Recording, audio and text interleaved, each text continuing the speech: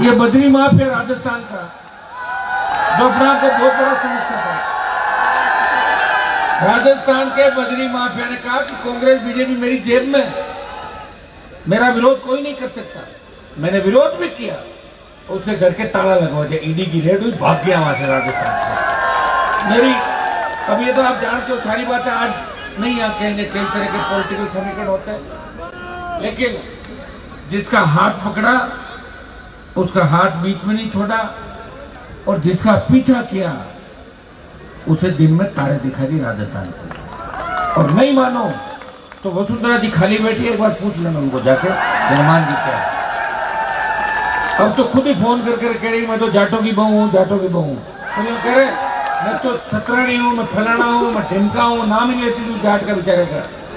जिसके साथ फेरे लिए, जिसको छोड़ दिया बीच मजदार, उसका नाम नहीं लेती थी।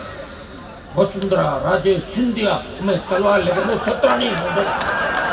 तब क्या हो गया, अब एकदम कैसे बदल गई। ये संघर्षों का ही परिणाम है कि आप मेरी तरफ आए, वसुंधरा की दुकान में सामान कम हुआ और मोदी अमित शाह ने वसुंधरा को भगा दिया। यही हुआ नहीं हुआ।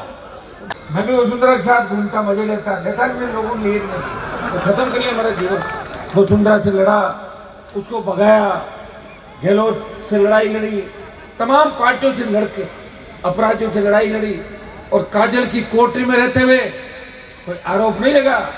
अमित शाह और मोदी की ईडी और सीबीआई हनुमान बेनीवाल को नहीं डरा सकती, किसी और को डरा सकती है। इससे पहले 1000 बार सोचना पड़ता है।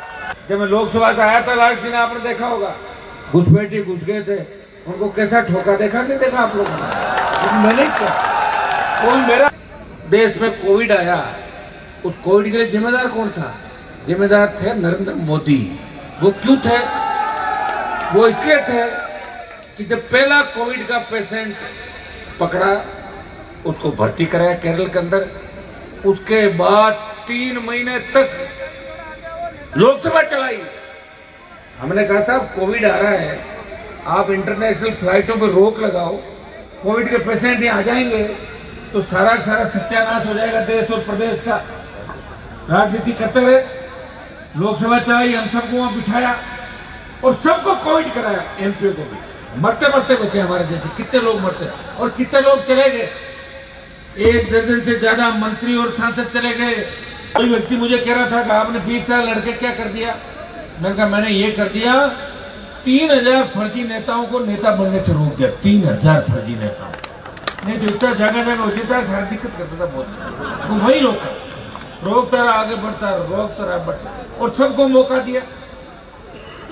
जितने बड़े घराने थे राजस्थान के, जिनके नाम की तूती बोलती थी, उनके बच्चे जब तकलीफ में पड़े, मदद की मैंने। एक बार मदद होती है, 2-3 बार मदद नहीं होती। एक बार हुई, पता लगे वही हमारे खिलाफ हो गए। अपना आपने छलटा दिया जगह जगह। मैं क्या कर सकता हूँ बताओ? कई जगह बच गए, कोई तो आ जाएगा, चुनाव आ रहा है लोकसभा का, फिर चुनाव आ जाएंगे।